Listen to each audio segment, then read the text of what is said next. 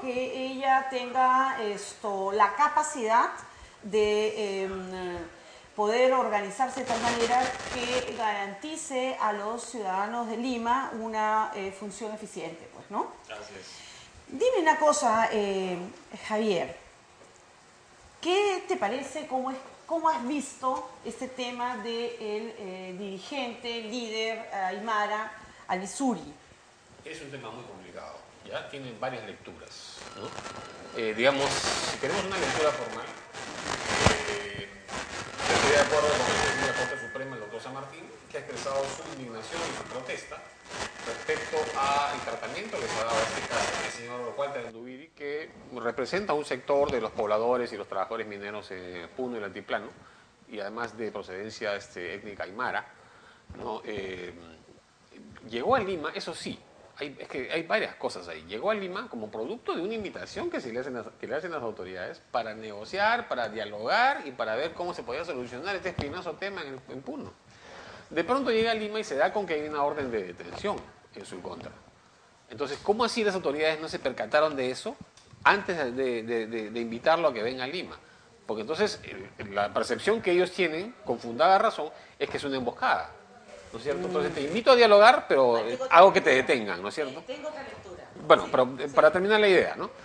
Dos, el señor Anduviri se refugia en las instalaciones de un canal de televisión, ¿no es cierto? Tratando, pues, de evadir la acción de la justicia, ¿no? Que además es una formalidad que hay que cumplir. Nadie está por encima de la ley y tiene que haber cumplido. Además, él tiene que presentarse y a contestar el pedido del fiscal de turno, ¿no es cierto? Entonces, eso es algo que el señor Anduviri evadió. Y además fue, digamos, requirió la negociación y la intervención y la participación de los directivos de Canal 5 para que no lo detuvieran. Al final, después de 34 horas, esa negociación tuvo éxito para él, no fue detenido, la sala penal de Puno levantó esa orden de detención porque ya había cumplido, él dice, con los requerimientos de la autoridad. Pero entonces, lo que queda es que el señor Anduviri ha evadido la acción de la justicia en una primera instancia, ¿no? Se ha sentado encima de la ley, de las normas y de la Constitución, ¿no? Y se salió con la suya. Es decir, evitar que sea detenido y evitar que responda a las autoridades según los requerimientos que en ese momento tenía.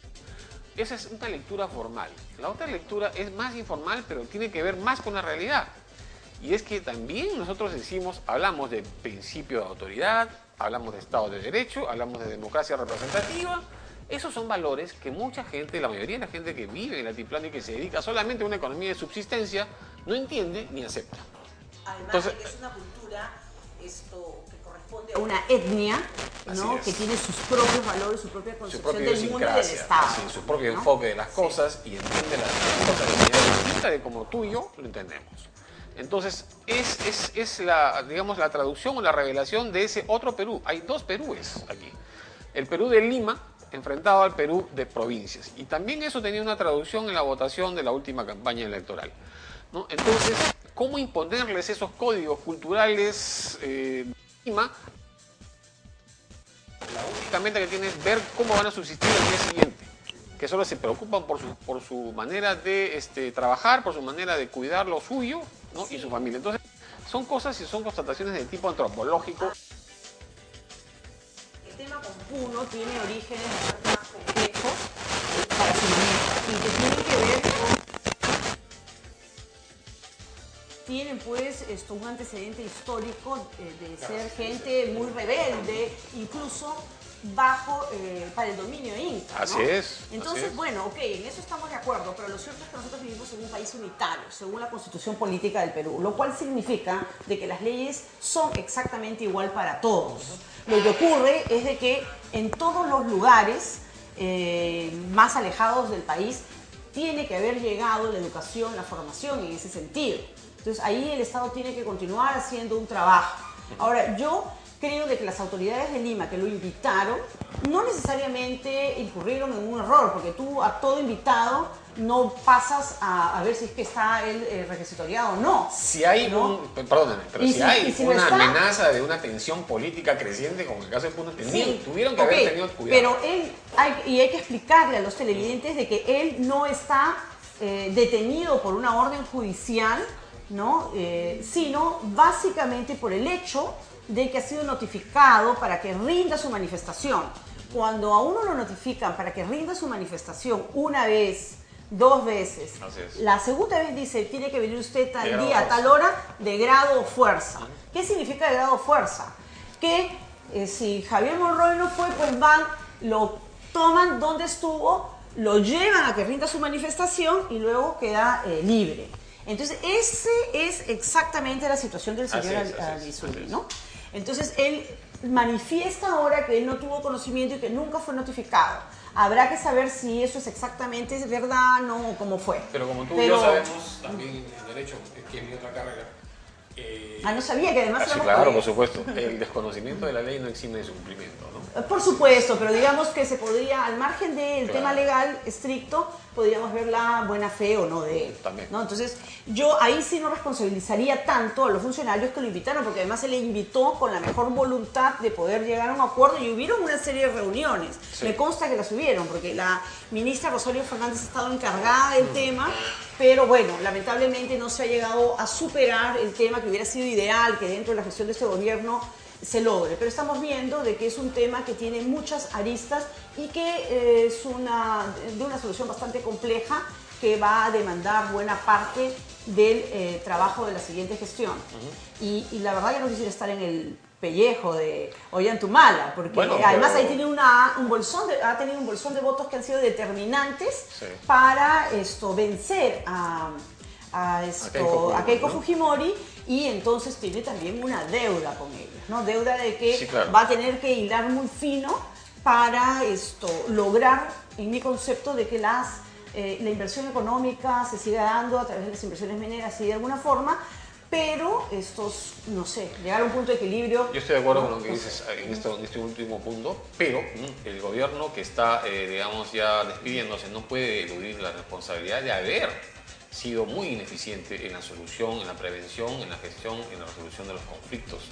A pesar de que es el primer gobierno que, haciendo caso y haciendo, digamos, reacción a una exigencia de la realidad, que era que se instituyera una oficina, una unidad de prevención de conflictos, que es lo que hizo en la presidencia del Consejo de Ministros, y además que se replicó en todos los demás ministerios, al final han resultado unidades absolutamente inoperativas e ineficientes.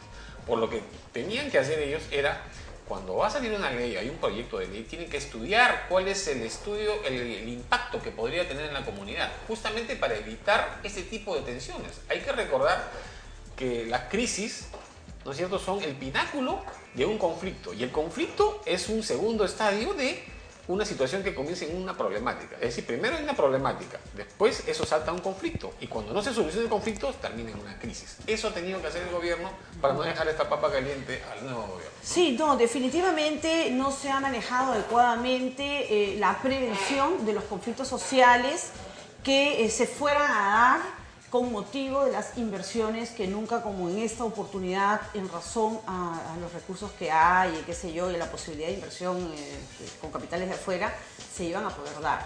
Y esto se debe, igual ocurre en Bagua, son dos etnias diferentes completamente, pero que de alguna manera arrastramos pues un problema antropológico, sociológico muy antiguo. Casi milenario. El país es unitario únicamente en la Constitución, pero somos muchas naciones que vivimos dentro del territorio nacional.